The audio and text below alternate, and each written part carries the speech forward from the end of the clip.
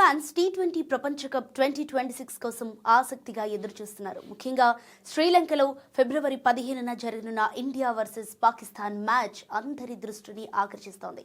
అయితే Asia cup సమయంలో పాకిస్తాన్ ఇండియాకి పోటీయే కాదని కెప్టెన్ సూర్యకుమార్ యాదవ్ అన్నాడు. చాలా మంది అభిప్రాయం కూడా ఇదే.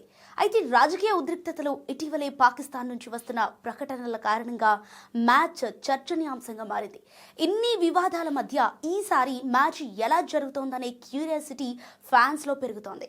అయితే ఇండియా పాకిస్తాన్ మ్యాచ్ సెన్సిటివిటీని దృష్టిలో ఉంచుకొని శ్రీలంక అధికారులు సెక్యూరిటీ అరేంజ్మెంట్స్ టైట్ చేశారు.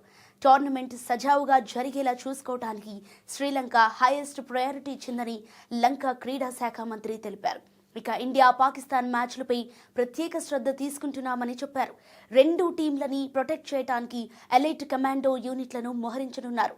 టీమ్స్ ఎయిర్పోర్ట్కి చేరుకున్న క్షణం నుంచి వారు దేశం విడిచి వెళ్లే వరకు ఆర్మీ ప్రొటెక్షన్లో ఉంటారని అధికారులు తెలిపారు.